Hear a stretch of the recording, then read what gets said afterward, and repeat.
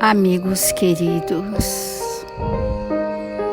deixemo-nos envolver pela suave melodia da música, por este ambiente espiritual preparado para nos receber, nesta casa simples que nos recebe e nos oportuniza o trabalho do bem constante. Deixemos que os nossos sentimentos mais purificados se expandam nesta hora e possam alçar os páramos espirituais, onde espíritos sublimes em nome de Jesus nos aguardam a sintonia, para que se manifestem através de todos nós, vinculados no diapasão do Evangelho.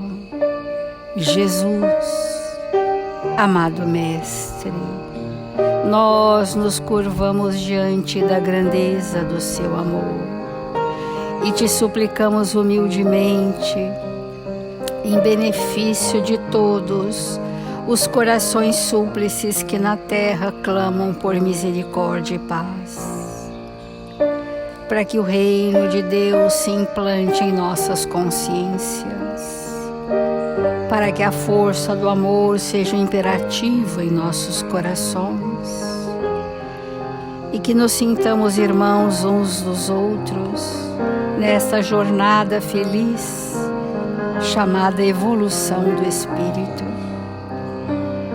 Assim, Mestre amado, em seu nome e em nome dos amigos espirituais que aqui solenemente se apresentam, responsáveis por este Evangelho, possamos estar a refletir sobre seus ensinamentos.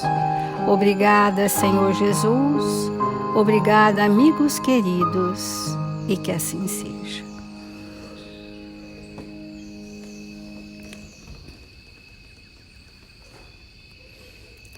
Do Evangelho segundo o Espiritismo, capítulo 5, Bem-aventurados os aflitos. E dentro das bem-aventuranças, nós estamos no item Provas voluntárias, verdadeiro cilício. Esse é o capítulo que faz um tratado sobre a dor e o sofrimento e a diferença disso. E fala também para nós a esperança de progresso, de nos libertarmos de dores que não são necessárias, de aflições que são absolutamente criadas por nós mesmos e que nada tem a ver com o nosso processo evolutivo e que não nos levarão a lugar nenhum, que são fruto das escolhas inadvertidas, que são fruto das escolhas movidas pelas nossas más paixões. Porque a dor é esta que ainda é necessário como aguilhão da consciência, como a probidade interior do espírito para o seu despertar, ela é suportável e absolutamente na proporção da nossa possibilidade e dos nossos recursos.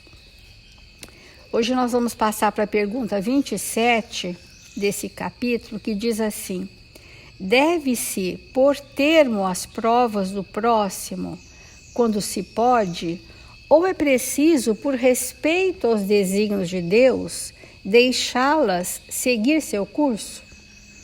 Essa é uma questão, que nós temos que deixar bem resolvido no nosso sentimento. Alguém sofre, é válido nós aliviarmos o sofrimento do outro? Ou, a pretexto dos desígnios de Deus, deixá-lo sofrer? O que nós faríamos? Será que nós diríamos, ele tem mesmo que passar por isso, deixa ele?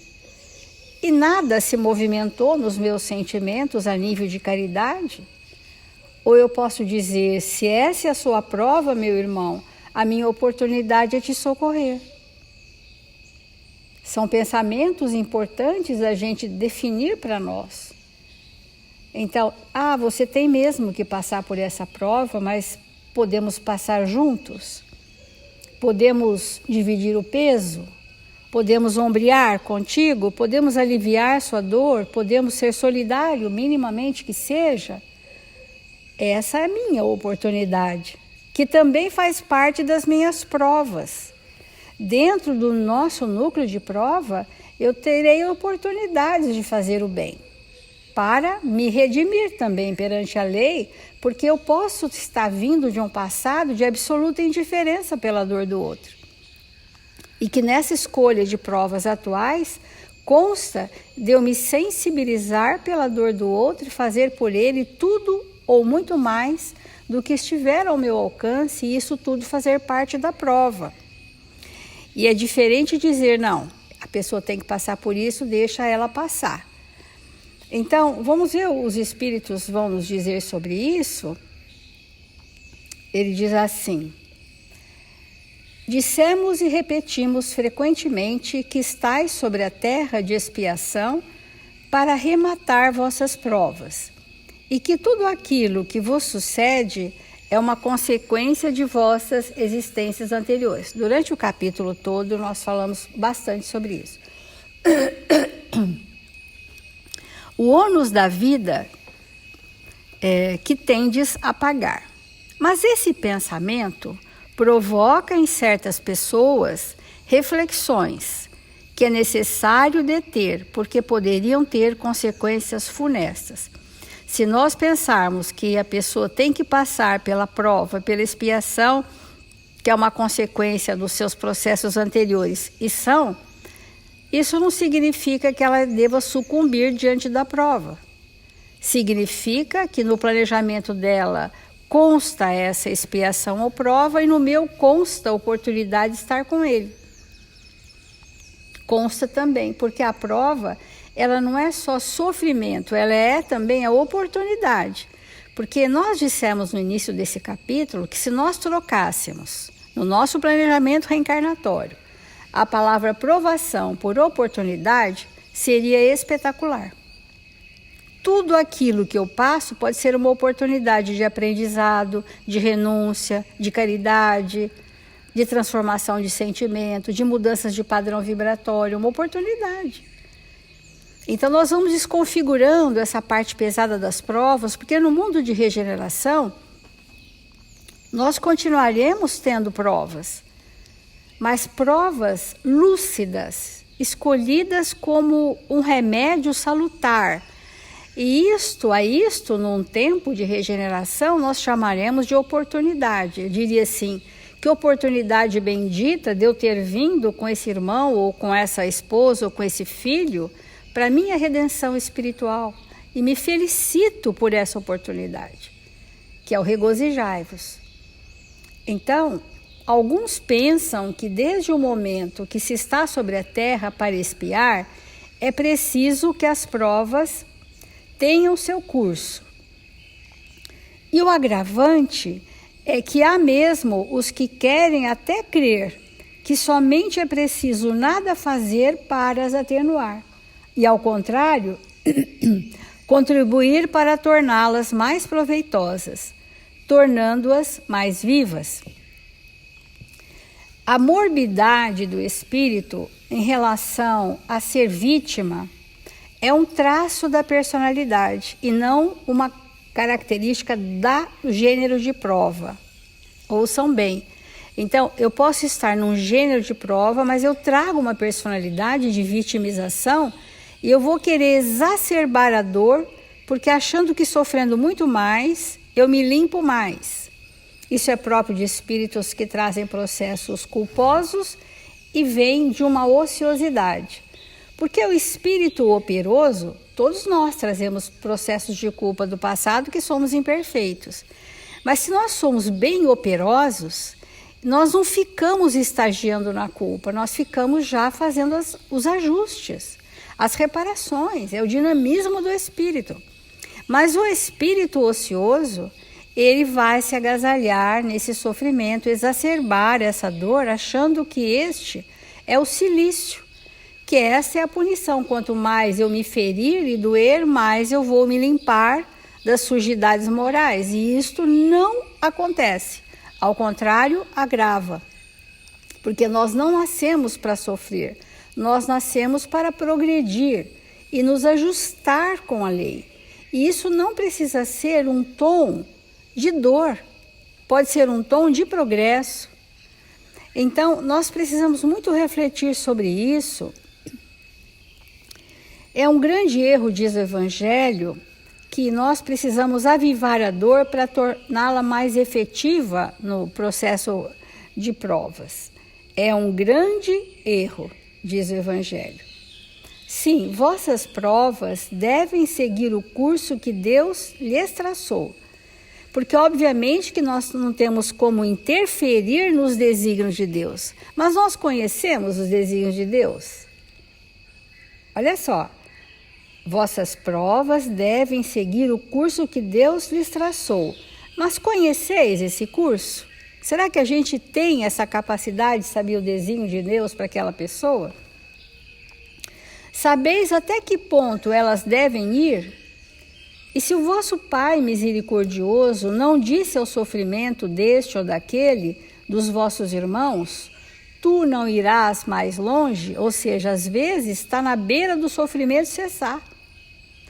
Mas esse sofrimento para cessar vai depender de alguém, ou de mim mesmo. O Emmanuel, ele vai fazer duas abordagens extraordinárias, que nesses dias a gente vai falar sobre isso. Como podemos atenuar as dores provacionais, o que temos a fazer por nós mesmos? E como serão atenuadas nossas dores profissionais do que temos a receber da caridade do próximo, da benevolência do próximo. Então, tanto a benevolência do próximo nos alivia, quanto aquilo que eu fizer da oportunidade comigo mesma. Porque se eu só passar pela dor e não fizer a transformação necessária dos deveres morais, da responsabilidade, dos sentimentos, não terá valido a dor. Muitos da humanidade sofrem em vão, porque não teve nenhum nível de aproveitamento. É como se fosse um bichinho que está passando uma doença. Que aproveitamento evolutivo ele vai ter? Nem memória ele tem. Não tem memória anímica. Que aproveitamento? Ele adoece pelas circunstâncias da humanidade, mas ele é impecavelmente dentro das leis de Deus. Então, nós precisamos ter essa compreensão, dizendo assim: sabeis se sua providência vos escolheu, não como instrumento de suplício para agravar os sofrimentos do culpado, mas como bálsamo de consolação, que deve cicatrizar as feridas que sua justiça tinha aberto. Amigos queridos, muitas das dores provacionais que as pessoas que estão no nosso entorno passam, podem ser responsabilidades nossas. Por isso, o ajuste e a reparação. Podem ser cumplicidades com o erro do passado. Então, a pessoa vem com uma prova mais difícil, mas vem colado na minha vida, no meu grupo de convivência, porque de alguma forma resvalamos pelos abismos das ilusões juntos. E agora estamos na feliz oportunidade de nos socorrermos. Então, você vem com uma prova difícil e a minha prova é te amparar. A minha oportunidade, vamos dizer assim, é amparar. Assim como eu preciso do amparo do outro para que eu me erga. Então, eu vou só iniciar hoje o que a gente gostaria de falar sobre o Emmanuel, que ele fala para nós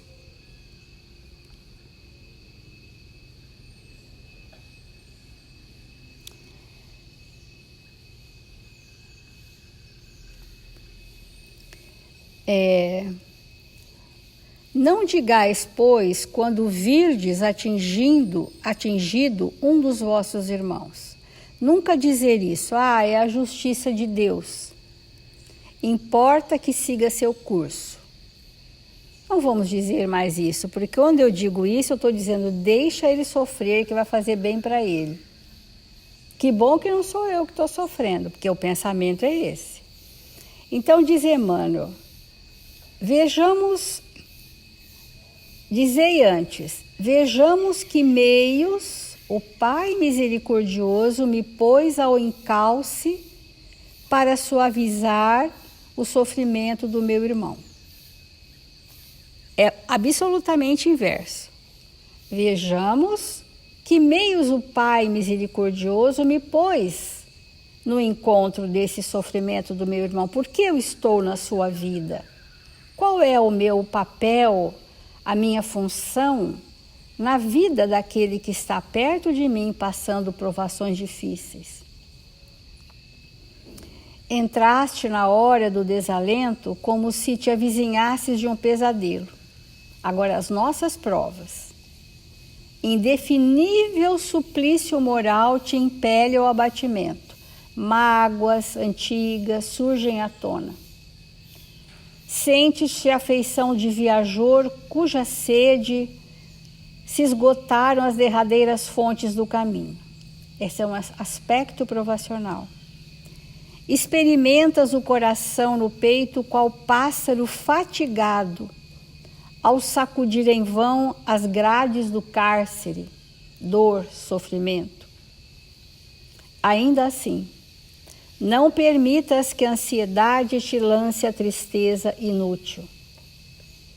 Então, Emmanuel, ele vai continuar essa reflexão. O que é que nós, diante das nossas provas, precisamos fazer conosco? Isso já é um atenuante, porque existem atenuantes e agravantes. Eu posso atenuar a minha dor pela compreensão, pelo desenvolvimento da fé, por não esmorecer na luta, por estar no trabalho do bem constante, porque estes são os recursos que constam no nosso planejamento reencarnatório. Então, vou passar por situações difíceis, mas irei com habilidades, com talentos, com vocação, com oportunidades, com recursos. São as ferramentas divinas que nós trazemos no planejamento reencarnatório. E é disso que nós temos que lançar mão nos momentos provacionais, para não esmorecermos no caminho.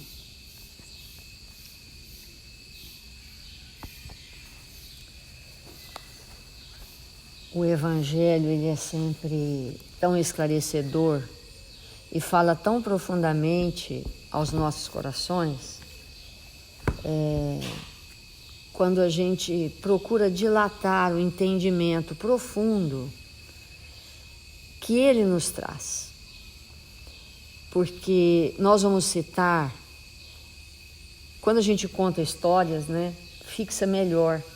Por isso que Jesus falava em parábolas. E os espíritos que o seguem, na exposição do Evangelho ao longo da humanidade, que se encarregaram de nos orientar com relação às lições de vida eterna, também fazem isso. E entender que todos nós temos uma prova, que todos nós necessitamos disso, é algo importante, mas não devemos fazer disso uma fatalidade, porque o único fatalismo é o amor. Então, às vezes, realmente, nós vemos alguém passar por uma situação e a gente diz assim, mas é a necessidade dessa pessoa. Será que essa necessidade já poderia estar amenizada pela nossa presença? Será que nós podemos fazer alguma coisa quando alguém está em prova? Então eu trouxe um texto do livro Fonte Viva, em que Emmanuel faz um comentário de uma passagem de Atos dos Apóstolos em que Pedro tem uma atuação. Então esse título é Erguei e Ajudai, lição 33. E ele diz assim: e ele, dando-lhe a mão, a levantou. Atos 9:41. Muito significativa a lição de Atos quando Pedro restaura a irmã Dorcas para a vida.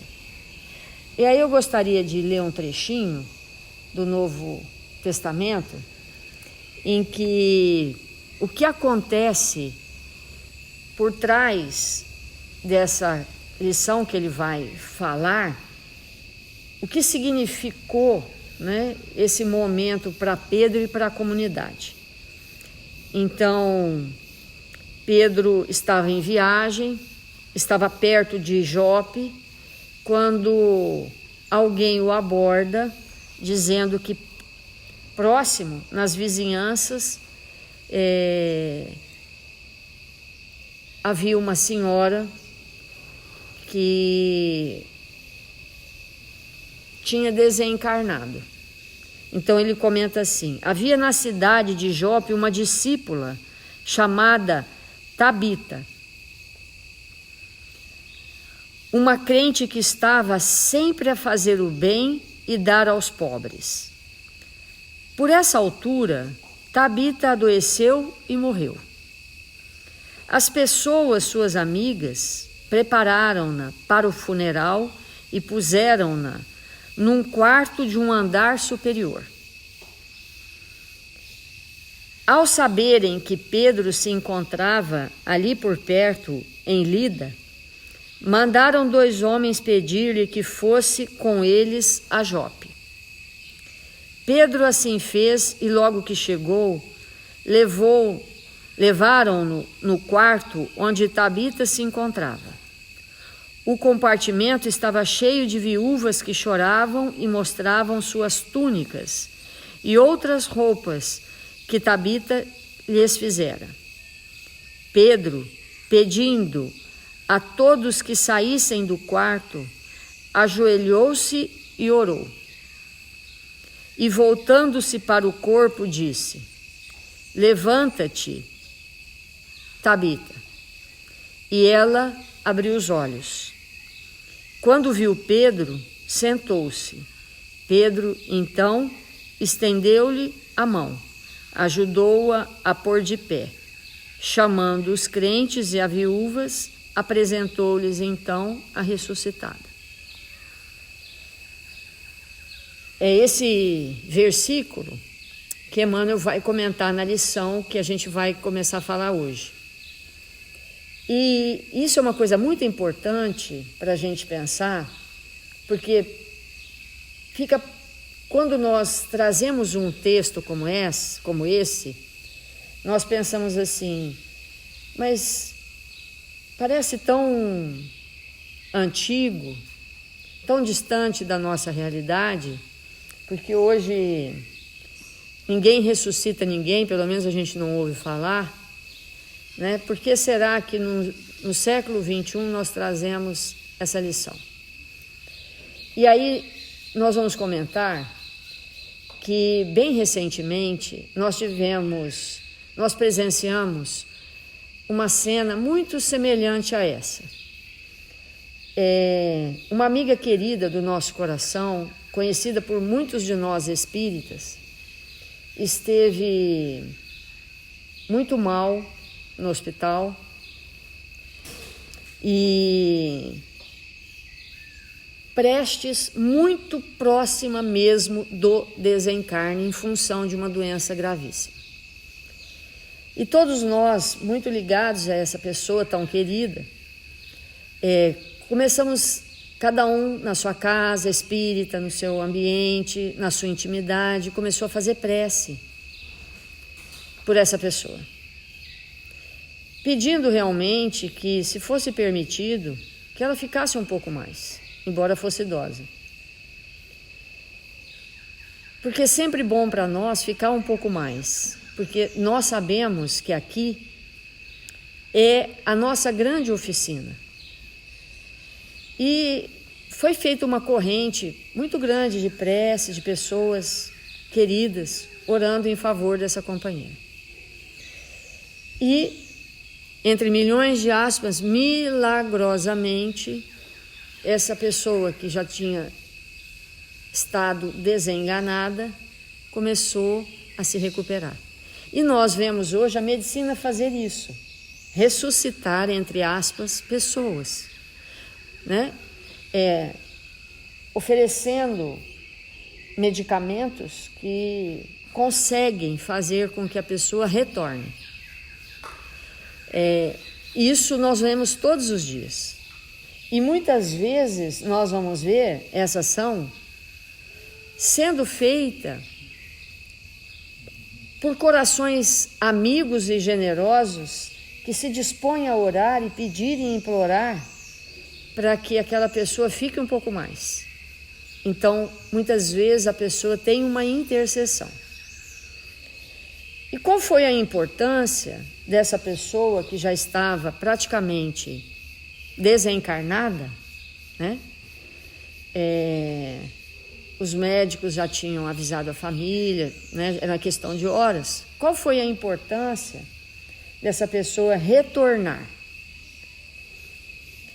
Quando ela retornou, ela conversou com alguns amigos mais próximos das dificuldades que ela encontrou. Ela se sentiu realmente desencarnando e indo para uma região muito difícil, indo para um ambiente muito doloroso. E olhando para aquele cenário, o próprio Espírito pediu que tivesse um tempo a mais. E quando essa pessoa voltou e começou a melhorar, e voltou para casa, e ainda viveu por uns 2 ou 3 anos, e depois voltou a desencarnar, porque o problema era grave, esse espírito teve tempo, nesse período, de rever tantas coisas, e de fazer o que realmente lhe faltava, um acréscimo de misericórdia. Porque nesse mesmo item que nós vamos estudar, vai ter o tema do que hoje nós chamamos eutanásia. Então, quando Pedro chega naquela comunidade e aquela mulher, entre milhões de aspas, santa, tão querida, é óbvio que Pedro orou e implorou e pediu a Jesus que, se houvesse uma utilidade, que ela retornasse. Uma utilidade real e não simplesmente um efeito para que ele pudesse ser reconhecido por ser o discípulo de Jesus. Então, Emmanuel pega esse texto e vai fazer um comentário para nós. Em humanidade, o que é erguer e ajudar? O que é estender a mão? Porque ele pega justamente, Emmanuel pega esse pedaço do texto onde ele vai dizer: e ele lhe estendeu a mão e a ergueu. E para nós outros, se nós víssemos uma situação dessa,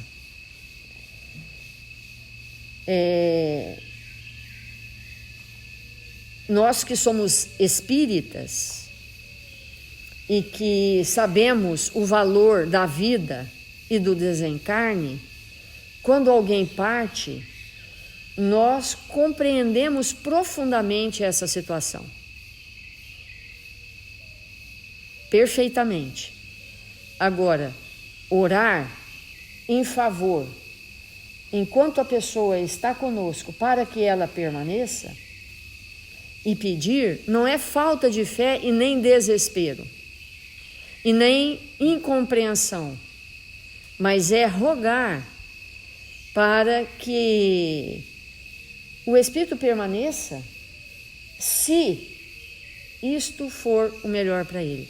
Porque muitas vezes, na qualidade de espíritas, entre milhões de aspas, a gente se conforma. E na verdade não é um conformismo, é uma entrega, é um não se importar. E nós somos esses espíritos que sempre podemos fazer algo por alguém, mesmo quando esse alguém está literalmente morto. Não para ali. Se nós podemos fazer por alguém que até já não está, o que dirá por alguém que se encontra entre nós?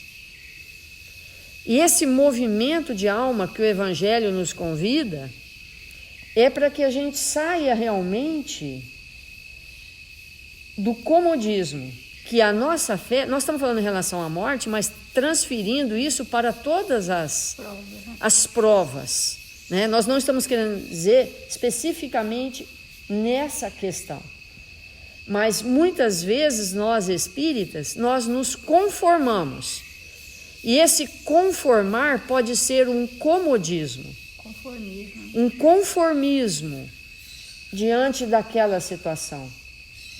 E nada que está ao nosso redor é para que estejamos nessa situação de conformismo.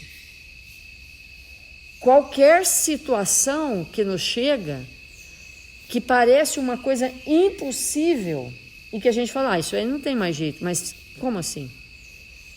Sempre tem a minha parte em qualquer coisa que me chega. Porque se me chegou, me cabe a parte que é minha. Então, esse tema que nós vamos entrar agora, ele é muito importante para despertar na nossa intimidade o que nos cabe diante de tudo que nos chega.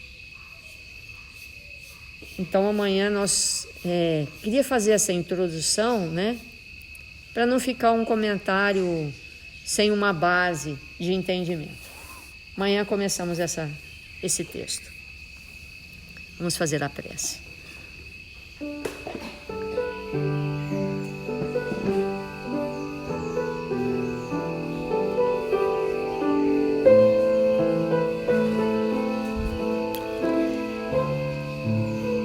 Senhor Jesus, eis-nos aqui, Mestre amado, estendendo as nossas mãos, nossos corações,